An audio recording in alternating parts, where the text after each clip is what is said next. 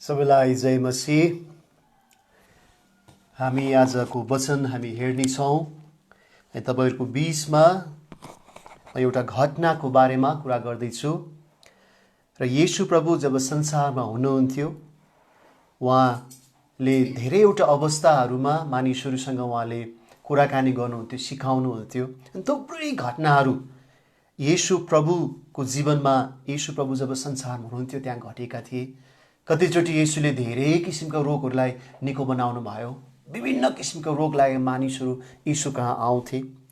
अनि येशूलाई पछ्याउने भिडहरू हामीले हेर्यौँ भने विभिन्न नियतले, विभिन्न आशयले येशूको पछि लागेका थिए। अनि विभिन्न समूहका मानिसहरू थिए जसले येशू प्रभुलाई पछि लाग्थे। कोही एक्लै पनि थिए, येशू प्रभुसँग भेट्न चाहन्थे। कोही दिनको समयमा येशू प्रभुलाई भेट्दाखेरि धेरै हल्लाखल्ला हुने भएर रातमा सुटुक्क येशूलाई भेट्न पनि आउँथे। अनि येशू प्रभुको ती विभिन्न व्यक्तिहरू, विभिन्न समूहहरूको बीचमा येशू हुनुहुन्थ्यो। अनि एउटा घटनाको बारेमा, अनि कतिचोटि येशू प्रभुलाई धेरैवटा समूह यस्ता पनि थिए जसले चाहिँ येशू प्रभुलाई दोष येशूमा भेटाउन खोज्ने, येशूलाई ट्र्यापमा पार्न खोज्ने, येशूलाई चाहिँ दोष लगाउन खोज्ने, येशूले कसरी चाहिँ कहाँनिर गल्ती भेटाइन्छ भनेर येशू प्रभुलाई जहिले पनि मार्नलाई, येशू प्रभुलाई दुःख दिने नियतले पनि त्यहाँ आइराखेका धेरै येशू प्रभुका विरोधीहरू पनि थिए। अनि येशू प्रभुको जीवनका धेरैवटा पक्षहरूलाई उनीहरूले जाँच गर्न चाहन्थे। र एउटा ठुलो यहुदीहरूको समूह जसले चाहिँ येशू प्रभुलाईको जय जयकार गर्थे, येशूको पछि लागेका थिए। अनि येशू प्रभुलाई ठुलो भिडहरूले येशूको अचम्मको कामहरू, अचम्मको शिक्षाहरू देखेर भिडहरूले येशूको जय जयकार गर्थे। जब येशूको प्रशंसा, येशूको जय जयकार येशूलाई मानिसहरूले मन पराउँथे, अर्को एउटा समूह पनि थियो जसलाई चाहिँ यो कुराले निकै ईर्ष्या लाग्थ्यो, निकै डाहा लाग्थ्यो। येशू प्रभुको जुन एउटा असल कुराहरू जब फैलिएर गइराखेको थियो, अर्को एउटा समूह थियो जो चाहिँ एकदमै आफूलाई असुरक्षित ठान्दथे, आफूलाई एकदमै त्यसमा गाह्रो ठान्दथे र उनीहरूले येशूलाई विरोध गरिराख्दथे। यस्तै एउटा येशू प्रभुलाई विरोध गर्नलाई, येशू प्रभुले के चाहिँ गल्ती गर्नुहुन्छ, येशूलाई आज एउटा गल्ती भेटाउनलाई एउटा घटना त्यहाँनिर घटाइएको छ, अथवा एउटा घटना त्यसरी त्यहाँनिर एउटा नियोजित तरिकाले त्यो घटनाको एउटा सुरुवात त्यहाँ भएको छ। अनि यो घटना कहाँ छ भन्दाखेरि येशू प्रभु जैतुन डाँडामा हुँदै गर्दाखेरि, येशू प्रभु जब जैतुन डाँडामा हुनुहुन्थ्यो, त्यो जैतुन डाँडामा एउटा विशेष खालको घटना यहाँ घटेको छ। अनि यो घटनालाई आज हामी हेर्नेछौँ र मलाई यो पनि विश्वास छ हामी यो घटनासँग धेरैचोटि सुनेका छौँ, हामी परिचित पनि छौँ। र आज म तपाईँको बीचमा येशू प्रभुसँग भएको एउटा जैतुन डाँडाको घटनामा येशूले कसरी त्यसलाई सामना गर्नुभयो, कसरी येशूले त्यसमा आफ्नो विचार राख्नुभयो, र त्यहाँ जो येशूलाई दुःख दिनलाई, येशूलाई अभियोग लाउन आएका मानिसहरूले कसरी त्यहाँबाट पछि हटे, यो घटना हामी हेर्न गइराखेका छौँ। यूहन्नाको सुसमाचार 8 अध्यायमा, यूहन्नाको सुसमाचार 8 अध्यायमा 8को 1 देखि 11 सम्म म तपाईहरुको बीचमा पढ्नेछु। तपाईले यसलाई सुन्न सक्नुहुन्छ। तर येशू जैतुन डाँडामा जानुभयो। उहाँ एका बिहानै फेरि मन्दिरमा जानुभयो र सबै मानिसहरू उहाँ कहाँ आए र उहाँ बस्नुभयो र तिनीहरूलाई शिक्षा दिनुभयो। शास्त्री र फरिसीहरूले व्यभिचारमा पक्राउ परेकी एउटी स्त्रीलाई ल्याए र त्यसलाई माझमा उभ्याए। तिनीहरूले उहाँलाई भने, गुरुज्यू, यो स्त्री व्यभिचारको पक्राउ, कर्ममा पक्राउ परी व्यवस्थामा मूसाले यस्तालाई ढुङ्गाले हान्ने हामीलाई आज्ञा दिएका छन्। तपाईँ यसको बारेमा के भन्नुहुन्छ? तर तिनीहरूले उहाँको जाँच गर्नलाई र उहाँमाथि अभियोग लगाउन सकिन्छ कि भनी यसो भनेका थिए। येशूले न्यूरेर भुइँमा औँलाले लेख्नुभयो। तर जब तिनीहरूले उहाँलाई सोधिनै रहे, तब उहाँले खडा भएर तिनीहरूलाई भन्नुभयो, तिमीहरूमा जो पाप रहित छ त्यसैले यस स्त्रीलाई पहिले ढुङ्गा हानोस्। अनि फेरि निहुरेर उहाँले भुइँमा औँलाले लेख्नुभयो। तर जब तिनीहरू यो सुने तब ठुलादेखि सुरु गरी सानासम्म एक एक गरेर गए र येशू त्यस स्त्रीसँग एक्लै छोडिनुभयो अनि त्यो स्त्री चाहिँ उहाँको अघि उभिरही। येशूले त्यस स्त्रीलाई हेरेर भन्नुभयो, ए नारी, तिनीहरू कहाँ गए? के कसैले तिमीलाई दण्ड दिएन? त्यसले भनी, प्रभु, कसैले दिएन। येशूले भन्नुभयो, म पनि तिमीलाई दण्ड दिन्न, जाऊ अनि फेरि पाप नगर। येशू प्रभु जैतुन डाँडामा एक बिहानै मन्दिरमा जानुभएको थियो र येशूको पछि ठुलो भिड त्यहाँ आइराखेका थिए। र जब ठुलो भिडहरू त्यहाँ थिए, येशू प्रभुले शिक्षा दिइराख्नुभयो, सिकाउन थाल्नुभयो, बताउन थाल्नुभयो। त्यत्तिकैमा शास्त्री र फरिसी लगायत बाल बच्चाहरू ठुलो भिडले एकजना स्त्री, एकजना नारीलाई समातेर येशूको माझमा, येशूको अगाडि ल्याए। अनि त्यो स्त्रीलाई चाहिँ उनीहरूले पक्रेका थिए, समातेका थिए, किनकि त्यो स्त्री चाहिँ व्यभिचारमा समातिएकी थिए। ऊ एउटा व्यभिचारको एउटा सम्बन्धमा समातिएकी थिए। र त्यो शास्त्री र फरिसीले अब त्यो स्त्रीलाई येशूको अगाडि ल्याएको छ। अनि येशूको अगाडि उनीहरूले ल्याउँदै गर्दाखेरि उनीहरूको एउटा विशेष भित्र उनीहरूको आशय के छ भन्दा, आज हामी येशूलाई चाहिँ येशूको एउटा कमजोरी हामी भेट्टाउनेछौँ, येशूको दोष हामी भेट्टाउनेछौँ, के भन्नुहुँदो रहेछ। अनि उहाँले येशूलाई एउटा ट्र्यापमा पार्न खोजेका छन्। ट्र्यापमा कसरी भने, उनीहरूले ल्याए र भन्दैछ, येशू, तपाईँलाई थाहा छ कि हामीले बुझेका छौँ मोसाको व्यवस्था अनुसार यो व्यभिचारमा समातिएका स्त्रीलाई ढुङ्गाले हानेर मार्नुपर्छ। अब तपाईँ के भन्नुहुन्छ? के हामी ढुङ्गाले हानु र मारौँ, के गरौँ? ढुङ्गाले हानेर मार्ने कुरा छ व्यवस्था, तर हामी ढुङ्गाले हान्न आएका छौँ, तपाईँ चाहिँ के भन्नुहुन्छ? अनि यो घटनामा येशू प्रभुको उत्तर उनीहरूले खोज्दैछन्। यदि येशूले हुन्छ ढुङ्गाले हानेर मारौँ, व्यवस्थामा त्यही लेखिएको छ, व्यवस्थाको नियममा त्यही छ, ढुङ्गाले हानेर मारौँ भनेको हो भने त्यो बेलाको रोमी साम्राज्य जसको अधीनमा यहुदीहरू थिए, रोमी साम्राज्यको नियम अनुसार दण्ड दिने, एउटा व्यक्तिको मृत्युदण्ड दिने अधिकार यहुदीहरू आफैलाई थिएन।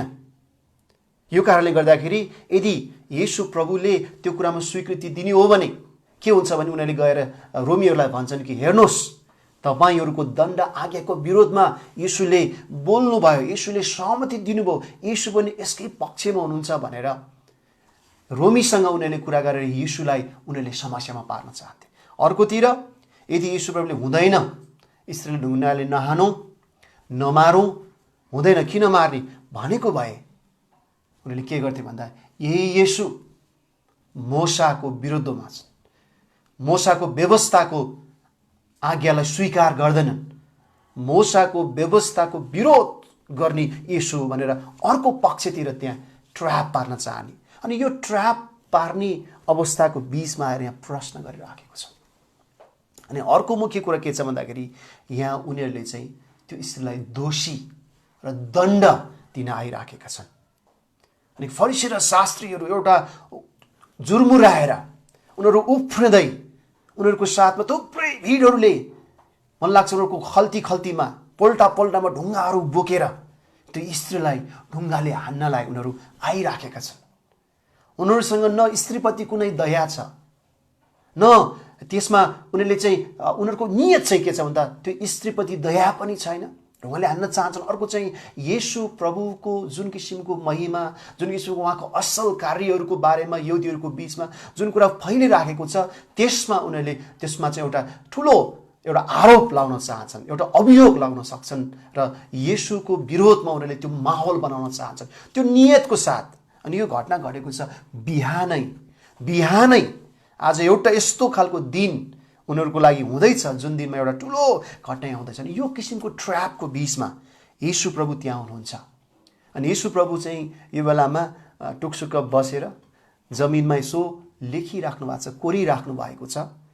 यिनीहरू आए अनि सोधे, के गरौँ? ढुङ्गाले हानौँ, तपाईँ के भन्नुहुन्छ? यद्यपि व्यवस्थाको नियम छ ढुङ्गाले हान्न नै उनीहरू तयार छन्, तर येशूलाई उनीहरू मुस्न चाहन्छन्, येशूलाई यसमा समावेश गर्न चाहन्छन्। अनि येशू प्रभु चाहिँ त्यहाँनिर लेखेरै बस्नुभयो, लेखिराख्नुभयो, तर उनीहरूले येशूलाई कर गर्नलाई, येशूलाई प्रश्न गर्न छोडेनन्। भन्नुहोस् येशू, भन्नुहोस् न, तपाईँ के भन्नुहुन्छ? कि यो भन्नुहोस्, कि हुन्छ भन्नुहोस्, कि हुन्न भन्नुहोस्, तपाईँ के भन्नुहुन्छ? येशूलाई कर गरेको गरेपछि येशू प्रभु यहाँनिर हामी देख्दछौँ, तब साथमा तिनीहरूले उहाँलाई सोधि नै रहे, तब उहाँले खडा भएर तिनीहरूलाई भन्नुभयो, तिमीहरूमा जो पाप रहित छ त्यसैले यस स्त्रीलाई पहिलो ढुङ्गा हानोस्। तिमीहरू मध्ये जोसँग पाप छैन त्यही व्यक्तिले उठाएर पहिलो ढुङ्गा हानोस्। जब येशू प्रभुले यसो भन्नुहुन्छ, त्यहाँको माहौल, त्यो जुर्मुराएको भिड, आक्रोशमा आएको भिड, एउटा खालको ती फरिसीहरू, ती शास्त्रीहरू, विशेष गरी यहाँनिर उमेर पुगेकाहरू छन्, उमेर खाएकाहरू, उनीहरूमा एउटा आवाज सुनिन्छ कि तिमीहरू मध्ये जोसँग पाप छैन त्यसले ढुङ्गा हानोस्। यसो भन्दै गर्दा उनीहरूको विचार 10 आज्ञामा जाँदछ कि 10 आज्ञामा त्यो आज्ञाहरू उनीहरूले सम्झिन थाल्दछन् र उनीहरूले भेटाउँदछन् कि उनीहरूमा त्यो पाप, उनीहरूलाई त्यो महसुस हुन्छ कि हामीसँग एउटा पनि पाप नभएको अवस्था छैन। अनि यति कुरा गरिसकेपछि बिस्तारै सबैभन्दा ठुलोदेखि लिएर एकजना अर्कोजना गर्दै त्यो ठाउँलाई छोडेर फर्केर गए। बिस्तारै ठुलोदेखि ठुलो हुँदै सानोसम्म। अनि स्त्री एक्लै येशूको अघि उभिराखेकी छिन्। अनि येशूले त्यस स्त्रीलाई, नारीलाई हेर्नुहुन्छ। मलाई लाग्छ त्यो नारीले पहिलोचोटि एउटा व्यक्तिसँग आँखा जुधिराखेको छ जसले दण्ड दिन चाहने होइन, दोष लाउन चाहने होइन, तर उहाँसँग त्यो दया, त्यो टिठ्याएर उहाँले हेर्नुहुन्छ र भन्नुहुन्छ, खोइ तिमीलाई पापको दण्ड दिन आएकाहरू, पापको दोषमा आरोप लगाएर ढुङ्गा ल्याएर मार्न आएकाहरू कोही छैनन् के? कसैले पनि तिमीलाई दण्ड दिएनन्? अनि स्त्रीले भन्छ, हो प्रभु, कसैले पनि दण्ड दिएनन्। तब येशूले भन्नुहुन्छ, म पनि दण्ड दिन्न, जाऊ, अब फेरि पाप नगर। अनि यहाँनिर तपाईँ एउटा अवस्था देख्नुहुन्छ, शास्त्री र फरिसीहरू, उनीहरूको त्यो घटना, उनीहरूको त्यो खालको स्वभाव आज मानव जातिमा नि मान्छेलाई ढुङ्गाले हान्न मनपर्छ, मानिसहरू अरूको दोष देखाउन मनपर्छ, अनि त्यो दोषलाई लिएर, त्यो दोषको एउटा आरोप प्रत्यारोप गरेर त्यो माहौललाई बिगार्न मनपर्छ। यीशु प्रभुले पहिला भन्नुभयो डाँडाको उपदेशमा कि तिमीहरू आफ्नो आँखामा भएको मुढा देख्दैनौ, तर तिमीहरू अरूको जिउमा भएको चाहिँ कसिङ्गर देख्दछौ। कि यी फरिसीहरूमा, मानवतामा एउटा यो खालको समस्या छ कि उनीहरू अरूलाई दोष देखाउन चाहने, अरूका घटीकमीलाई चाहिँ उनीहरूले औँलाउन चाहन्छन्। उनीहरूमा एक किसिमको नाच्दै, उनीहरू उफ्रिँदै उनीहरू त्यहाँ आएका छन्, किनकि उनीहरूले एउटा दोष र आरोप भेट्टाएका छन्। तर पापीलाई ढुङ्गाले हानेर मार्न आएकाहरू आफै नै पापी सम्झेर फर्केर गएका छन्, जुन उफ्रेर दौडेर आएका छन्। येशू प्रभुले यस्तो प्रकारले उत्तर दिनुभएको छ जहाँ चाहिँ उनीहरूको जुन येशूलाई ट्र्यापमा पार्न खोज्ने अवस्थालाई येशू प्रभुको उत्तर एकदमै बौद्धिकतापूर्वक थियो, एकदमै कुनै व्यक्तिप्रति केन्द्रित थिएन, दया र अनि उहाँको जुन प्रकारले उत्तर त्यहाँ ल्याउनु भयो त्यसले चाहिँ ती शास्त्री र फरिसीहरूको मनमा आफ्नो दोषलाई चिन्न सके। उनीहरूले आफूलाई महसुस गर्न सके कि हामीसँग पनि त्यो पाप छ। उफ्रेर पापीलाई ढुङ्गाले हान्न आएकाहरू पापलाई सम्झेर पापी सम्झेर लुरुक्क परेर फर्किएका छन्। पापीलाई ढुङ्गाले हान्न हेर्दै आएकाहरू आफ्नो पापलाई देख्ने आँखा पाएका छन्। यीशुले भन्दै गर्दा उनीहरूले आफ्नो पापलाई त्यहाँ देख्न सके। अनि यीशुले भन्नुभएको कुरा के चाहिँ, कोही एकजना पनि पाप रहित छ भने त्यसले पहिला ढुङ्गा हानोस्। वास्तवमा सुसमाचारको एउटा आधार नै त्यो हो कि संसारमा कोही पनि मानिस पाप रहित छैन। रोमीको पुस्तकले लेखेको छ कि सबैले पाप गरेका छन् र परमेश्वरको महिमाबाट चुकेका छन्। सबैले पाप गरेका छन्, कोही पनि धर्मी छैन। हामी पुरानो नियममा देख्दछौँ कि सबै भेडा झैँ बरालिएका छन्। र साँच्चै आज हामी जसरी हामी जहाँ छौँ, जुन अवस्थामा छौँ, संसारमा रहेका कुनै पनि मानिससँग जब परमेश्वरसँग दास्दै गर्दाखेरि पाप बिना कोही पनि छैनन्। तर त्यसलाई देख्नलाई, त्यसलाई स्वीकार गर्नलाई, त्यसलाई चिन्नलाई चाहिँ येशूबाटको आँखा चाहिन्छ, येशूबाटको वचन चाहिन्छ एकचोटि। र येशूले बोलेको एउटा वचनले गर्दाखेरि उनीहरूको त्यो आँखा खोलिएको छ र आफ्नो अवस्था देखेका छन्। दोष लाउन आइराखेको व्यक्ति आफू दोषी बनेर फर्केका छन्। अनि येशू प्रभु त्यहाँ हुनुहुन्छ। अनि त्यहाँनिर केवल एउटा पनि पाप नभई कोही थियो कि थिएन होला? कोही थियो? के लाग्छ तपाईँलाई? येशू प्रभुले भन्नुभयो, यहाँ कोही पाप रहित छ भने ढुङ्गा हानोस्। त्यहाँ पाप रहित कोही छ कि छैन होला? के लाग्छ? त्यहाँ पाप रहित केवल एकजना हुनुहुन्थ्यो। त्यो पाप रहित चाहिँ येशू मात्र हुनुहुन्थ्यो। अनि येशूले यहाँ ल्याउँदै हुनुहुन्छ, तिमीहरू अरूलाई दण्ड दिन चाहन्छौ, अरूको न्याय गर्न चाहन्छौ भने तिमीहरूसँग हुन पनि योग्यता चाहिँ तिमीहरू आफू पाप रहित हुनुपर्छ। पापी मानिसले पापलाई दण्ड दिएको त्यो सुहाउँदैन। पापी मानिसले नै, आफै दोषी मानिसले दोषलाई दण्ड दिएको सुहाउँदैन। साँच्चै यो संसारमा न्याय एक दिन हुनेछ, तर त्यो न्याय गर्ने, दण्ड दिने त्यस्तो न्यायाधीश हुनुहुन्छ जोसँग आफूसँग कुनै पाप छैन, कुनै दोष छैन। आज हामी दोषी मानिसहरू, दोष लाउन हामी यति छिटो हुन्छौँ। हामी पापी मानिसहरूको पाप देखाउन हामी यति छिटो हामी चम्किन्छौँ, यति छिटो हामी त्यसमा अगाडि पर्दछौँ। अनि अरूको पाप देखाउँदै गर्दा, अरूको पापमा हामी अरूको पापको बारेमा गुणगान गाउँदै गर्दा, अरूको कमजोरी र अरूमा भएका घटी कमीको बारेमा हामी एकदमै कोट्याउनलाई, त्यसमा हामी देखाएर त्यसमा हामी रमाउन चाहन्छौँ। तर कहिले पनि हामी फर्केर आफैलाई हेर्न चाहँदैनौँ, हामी आफैलाई देख्न चाहँदैनौँ। हामी एकदमै छिटोसँग, जसरी शास्त्री फरिसीले त्यही गर्छ, अहिले पनि आज त्यही अवस्था छ कि मानिसहरूले हर समयहरूमा अन्य मानिसहरूलाई देख्नलाई, ढुङ्गा बोकेर हान्नलाई र त्यसमा जाँदछन्, तर आफ्नो अवस्था देख्दैनन्। हो, ऊ व्यभिचारमा समातिएकी थिए। अझ भनेको छ व्यभिचार गर्दा गर्दै समातिएकी थिए। के त्यो नारी स्त्रीले आफू एक्लै व्यभिचार गरेको हुन्छ?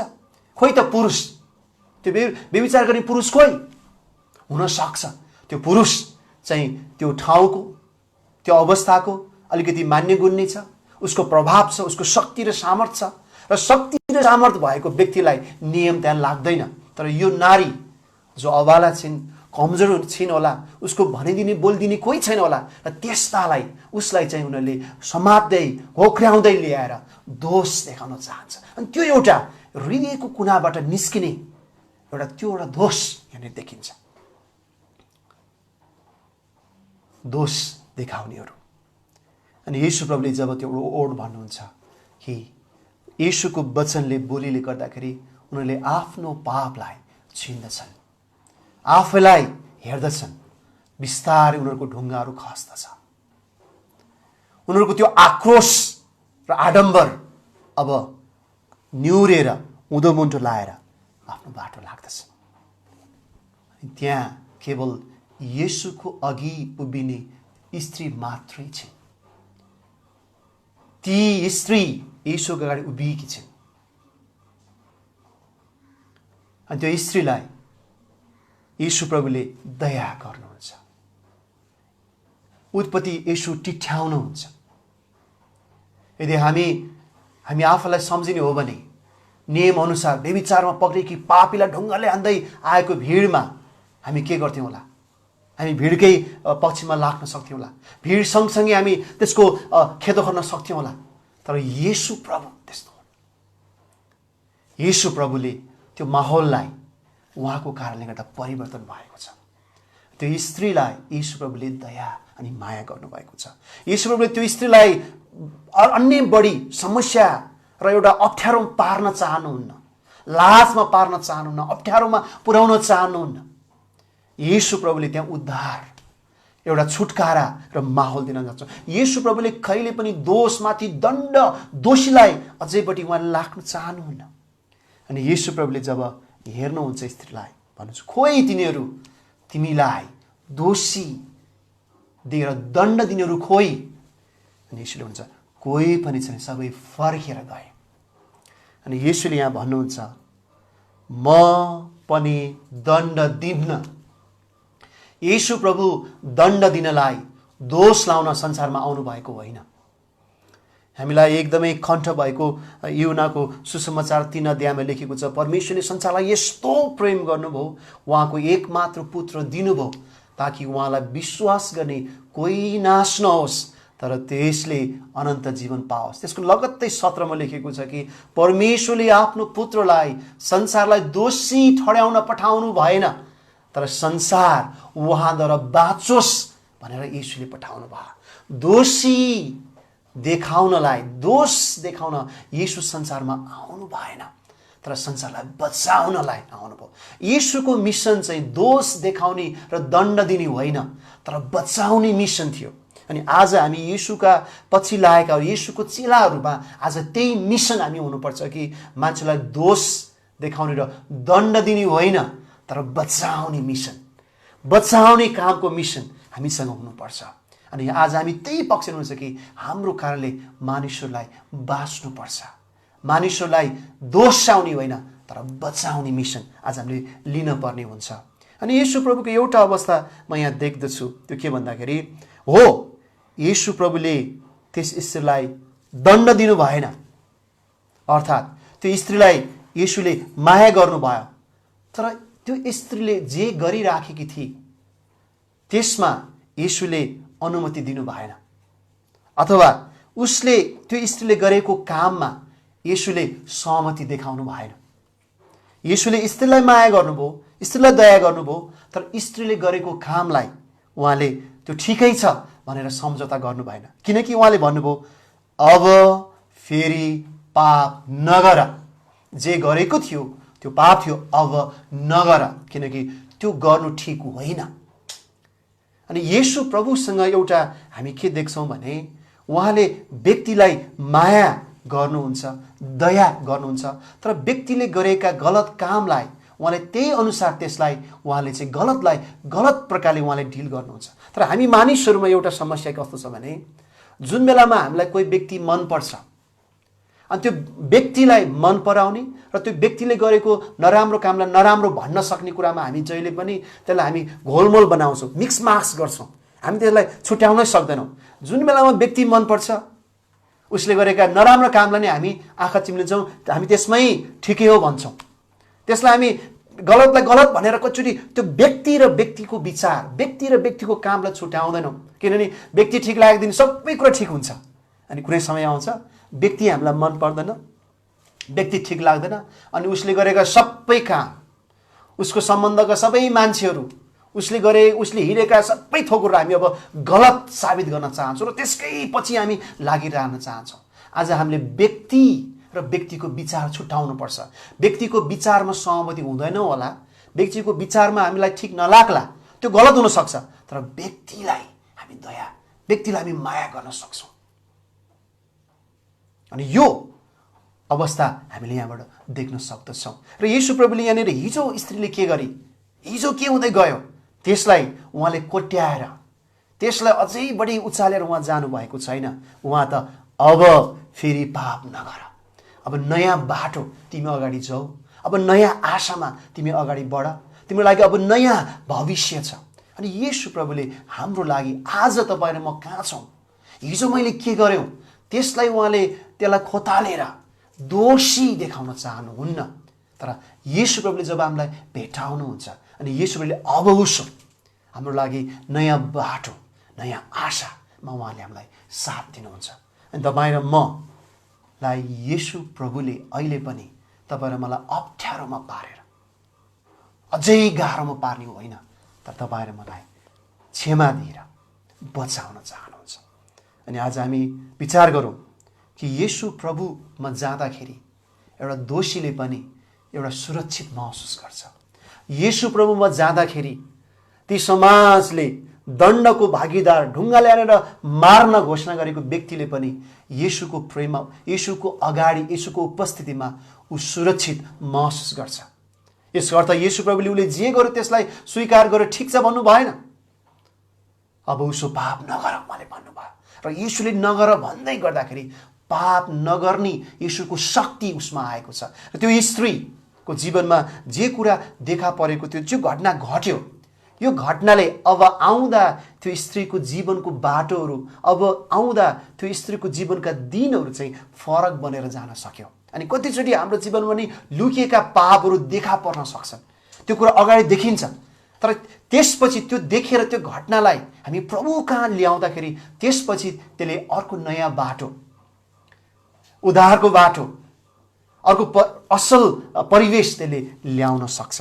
अनि हामीले यहाँ हेर्दछौँ येशू प्रभु दोष लाउन होइन तर बचाउने मिसन लिएर आउनुभएको छ। र हामीले पनि आज विचार गरौँ, हाम्रो आफ्नो अवस्थालाई बुझ्न सकौँ।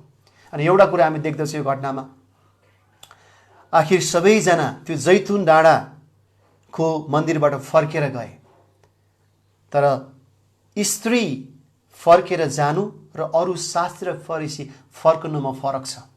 अरू सबै फर्के आफ्नो पापलाई चिनेर, दोष पापको कन्भिक्सन भयो, तर उनीहरूले पापबाट मुक्त, पापलाई छोड्ने र यो पापबाट छुटकाराको शक्ति लिएर फर्केनन्। केवल पापलाई चिनेर पाप महसुस गरेर चाहिँ फर्के। अनि आज धेरै मानिसहरू पनि कतिचोटि पापको महसुस मात्रै, पाप चिन्नु मात्रै समाधान हुँदैन। तर त्यो स्त्री चाहिँ उसले आफ्नो पाप चिने, पाप महसुस गरे, र त्यो पापी महसुस गरेर मात्र होइन, येशू प्रभुको वचन लिएर फर्की। त्यो के भन्दाखेरि अब फेरि पाप नगर, पाप नगर्ने त्यो शक्ति र सामर्थ्य लिएर फर्की। तर अरू भिड चाहिँ त्यहाँ आए, पापलाई महसुस गरे, त्यत्तिकै फर्केर गए। पाप महसुस मात्रै पश्चाताप होइन, पापलाई स्वीकार गर्नु मात्रै होइन, तर पापबाट फर्किनेलाई आवश्यक छ। आज कति मानिसहरूलाई कतिचोटि पवित्र आत्माले त्यो कुरा बुझाउनुहुन्छ कि छोरा, मेरो छोरी, तिमीले जे गरिराखेको छौ त्यो ठिक होइन, त्यो गलत हो भन्ने महसुस हुन्छ, तर त्यति मात्रै प्रभु चाहनुहुन्न। हामी त्यसलाई छोडेको, त्यसलाई त्यागेको, अब उसो त्यो बाटोबाट फर्केको प्रभु चाहनुहुन्छ। र त्यो बाटोबाट फर्केर जाँदै गर्दाखेरि प्रभुले हामीलाई शक्ति र सामर्थ्य दिनुहुन्छ कि त्यो पापबाट विजयी जीवन आज प्रभुमा हामी पाउन सक्छौँ। प्रभु ख्रीष्ट बिना पाप रहित जीवन हामी जिउन सक्दैनौँ। उहाँले हामीलाई पापबाट क्षमा दिनुभएको छ, हामीलाई धर्मी ठहराउनु भएको छ, र हामीलाई पापबाट हामीलाई शुद्धिकरण गर्दै हुनुहुन्छ, र एक दिन हामीलाई पापबाट उहाँलाई पूर्ण रूपमा हामीलाई पापको उपस्थितिबाट पनि मुक्त गर्नुहुन्छ। तर प्रभु येशूमा भएकाहरूलाई हामी रोमीको 8को 1 अध्यायमा पाउँछौँ कि ख्रीष्टमा भएकाहरूलाई दण्डको आज्ञा छैन। त्यो स्त्रीलाई दण्ड दिन आएकाहरू थिए, तर त्यो स्त्री मात्र होइन, सबै मानिसको पापको दण्ड हुनु थियो। र सबै मानिसको पापको दण्ड चाहिँ येशू प्रभु केही समयपछि क्रुसमा दण्डित हुँदै हुनुहुन्थ्यो। तर आज मानिसहरूमा भएका सबै पापको दण्ड चाहिँ येशूमा परेको छ। येशूले सबै मानिसको पापको दण्ड बोक्नु भएको छ, ताकि येशूलाई स्वीकार गर्नेहरू, येशूलाई विश्वास गर्नेहरू पापको दण्डबाट छुटकारा पाएका हुँदछन्। अनि आज तपाईँ र म ख्रीष्टले हाम्रो पापको दण्ड भोगेको कारणले गर्दा हामी छुटकारा पाएका छौँ। आज हामी न्यायाधीश बन्दैनौँ, किनकि न्याय गर्नको लागि येशू प्रभुले दिएको एउटा योग्यता छ। तिमीहरू कोही पाप रहित छौ भने न्याय गर।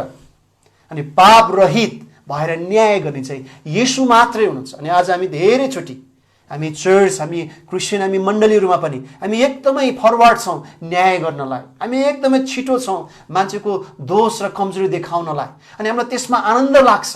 कहिलेकाहीँ हामी अलिकति घाइते परेको मान्छेलाई अझै बढी त्यो घाउलाई अझै लातलिङ्ग बनाउन चाहन्छौँ, अझ उसलाई घाइतेलाई मार्नै चाहन्छौँ। तर येशू भन्नुहुन्छ कि न्याय गर्ने काम हाम्रो होइन, न्याय त न्यायाधीश येशूले गर्नुहुन्छ। हामी त प्रेम गर्ने काम हो, हामी त बचाउने काम हो, किनकि हामी आफै पनि त्यही अवस्थामा छौँ। अनि यसले एउटा नम्रतामा पुर्याउँदछ। नम्रहरूलाई प्रभुले अनुग्रह गर्नुहुन्छ। अनि आज हामीलाई ख्रीष्टको वचनले त्यो नम्रता दिन सकेको होस्। हामी न्याय गर्ने काममा हतारेर अगाडि नबढौँ, तर ख्रीष्टको प्रेमको आँखाले हामी हेर्न सकौँ र मानिसलाई दया देखाउन सकौँ र हामी बचाउने काममा ख्रीष्टको सन्देशमा पुर्याउन सकौँ। ख्रीष्ट येशूलाई धन्यवाद कि आज तपाईँ र म भर्खरै हामीलाई कुनै पनि एउटा पापको दोष महसुस हुन्छ भने, पवित्र आत्माले त्यो देखाउनुहुन्छ भने आज हामी त्यसलाई महसुस मात्र गर्ने होइन, ख्रीष्टको शक्तिमा त्यसलाई त्याग्न सक्नुपर्छ। किनकि त्यही पापको लागि ख्रीष्ट येशूले क्रुसमा आफ्नो रगत बगाउनु भएको छ। उहाँले सारा दण्ड भोग्नु भएको छ। हामी बचाउन पाउँदछौँ कि पाप नचिन्नु हुनेलाई परमेश्वरले हाम्रो खातिर पाप बनाउनु भयो, ताकि त्यो पापबाट आज हामी छुटकारा पाएका छौँ। र तपाईँ र म अब हामी पापमा रहनु पर्दैन। अब हामी पापी भएर हामी हिँड्नु पर्दैन र फरिसी जस्तो, शास्त्री जस्तो पापलाई चिनेर मात्रै पापै बोकेर लुरुक्क परेर फर्किनु पर्दैन। तर येशूमा हाम्रो पापको भारी हामी बिसाउन सक्छौँ। सबै पापको भारी येशूलाई हामी दिन सक्छौँ र येशूले दिएको छुटकारा, येशूले दिएको त्यो शान्तिलाई हामी महसुस गर्न सक्छौँ। आज येशूमा मात्रै पापको क्षमा र छुटकारा छ। उनी येशूले तपाईँ र मलाई त्यो शक्तिशाली जीवन जिउनलाई सहायता गर्न सक्नु भएको होस्।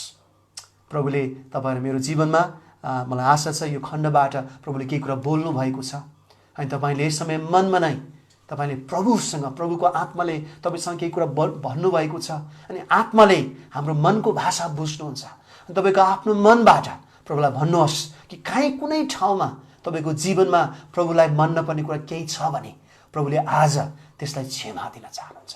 आज तपाईँले त्यसलाई स्वीकार गर्नुहुन्छ भने येशू प्रभुले आज तपाईँलाई शुद्ध बनाउन चाहनुहुन्छ। किनकि प्रभु येशू पापलाई उहाँ रमाउन सक्नुहुन्न, पापमा उहाँ खुसी हुन सक्नुहुन्न। कसरी लुकिएका पापहरू हुन सक्दछन्। अनि त्यो पाप चाहिँ हाम्रो आत्मिक जीवनको लागि क्यान्सर हुन सक्दछ। अनि त्यसलाई अरू कसैले होइन, व्यक्ति स्वयंले मात्रै प्रभुसँगको सम्बन्धमा त्यसलाई समाधान गर्न सक्दछ कि येशू चाहिँ पापको अनन्तको उपचार हुनुहुन्छ र येशू प्रभुले मात्रै हाम्रो पापलाई क्षमा दिनुहुन्छ। र ख्रीष्टमा भएकाहरूलाई अब दण्ड छैन, तर ख्रीष्टमा आएकाहरूलाई उहाँले त्यो जीवन दिन चाहनुहुन्छ। अनि त्यो तपाईँ र मेरो प्रभुसँगको हाम्रो सम्बन्ध हो। अनि तपाईँ र मलाई हाम्रो पापको भारीलाई ख्रीष्टकोमा बिसाएर स्वतन्त्र भएर जिउनलाई हामीलाई प्रभुले सहायता गर्नुभएको छ। आउनुहोस् हामी प्रार्थना गरौँ। म तपाईँलाई फेरि पनि भन्छु, हामी मण्डलीको सदस्यहरू हामी जहाँ छौँ अनि तपाईँले कति प्रार्थनाको विषयहरूलाई तपाईँले हाम्रो फेसबुकको मेसेन्जरमा राखिराख्नु भएको छ। हामी तपाईँ राख्न सक्नुहुन्छ। हामी निरन्तर प्रार्थना गरौँ। हामीले एकले अर्कालाई हामी प्रार्थनामा सम्झिनेछौँ। हामीहरूको हरेकको व्यक्तिगत जीवन हामी पापबाट विजय भएर जिउन सकौँ। अनि आज हामीलाई दण्ड र दोष छैन। ख्रीष्टले हामीलाई आशा र जीवन दिनुभएको छ। उनै त्यो आशा र जीवनमा हामी आशा अगाडि बढ्न सकौँ। अनि आज समाज चाहिँ दोष अनि आरोप प्रत्यारोपको एउटा साङ्लोमा, एउटा जन्जिरमा बाँधिराखेको छ। तर आज हामीलाई यस्ता किसिमको जन्जिर, दोष देखाउने कुरामा एकदमै बाटो बनेर अगाडि दौडिरहेको समाजबाट प्रभु येशूले आज हामीलाई दोष होइन, दया देखाउनलाई, दण्ड होइन तर जीवनको सन्देश दिनलाई आज प्रभुले हामीलाई छान्नु भएको छ। अनि तपाईँ र म यो जीवनमा अगाडि बढ्न सकौँ। पिता परमेश्वर धन्यवाद येशू, तपाईँ दण्ड दिनुहुन्न प्रभु, तर तपाईँ दया देखाउनुहुन्छ प्रभु। तपाईँ दोष देखाउनु भएन प्रभु, तर तपाईँ बचाउनुहुन्छ। तपाईँ स्वर्गदेखि त्यो बचाउने मिसन लिएर संसारमा आउनुभयो प्रभु येशू। आज हामी देख्दछौँ त्यो स्त्री, त्यो नारी यदि तपाईँको अगाडि नपुगेको भए उसको त्यो मृत्यु कति दर्दनाक हुन्थ्यो होला प्रभु। ती कप्टी, ती किसिमका पापी फरिसीहरूको ढुङ्गाबाट प्रभु, ढुङ्गाले बर्साएर उसलाई त्यहीँनिर उसको मृत्यु हुन्थ्यो। तर प्रभु येशू जब तपाईँको पाउमा पुग्दछन्, उसले नयाँ आशा र नयाँ जीवन पाउँदछन्। प्रभु येशू उसले आफ्नो पापलाई छोड्ने मात्र होइन, त्यसपछिको जीवन पाप नगरी जिउन सक्ने शक्ति तपाईँबाट पाउँदछन्। प्रभु येशू तपाईँको वेदीमा, तपाईँको भेटमा प्रभु आज हामी स्त्री जस्तै उभिन चाहन्छौँ प्रभु। त्यो स्त्री चाहिँ तपाईँको साथमा प्रभु हामी अगाडि खडा हुन चाहन्छौँ र तपाईँबाटको त्यो दया र तपाईँबाटको आत्माको शक्ति प्रभु हामीलाई दिनुहोस्, ताकि हाम्रो त्यसपछिको जसरी त्यो स्त्रीको जीवन फरक भएर जान सक्यो, हामी हाम्रो जीवन बाँकी समयहरू फरक भएर जिउन चाहन्छौँ। प्रभु हामीलाई सहायता गर्नुहोस्। धन्यवाद आजको वचनको लागि। परमेश्वर पिता, तपाईँको प्रेम, प्रभु यीशु ख्रीष्ट, तपाईँको अनुग्रह, पवित्र आत्मा, तपाईँको संगति र सहभागिता हामीसँग रहेको होस्, येशूको नाममा। आमेन। जय मसीह।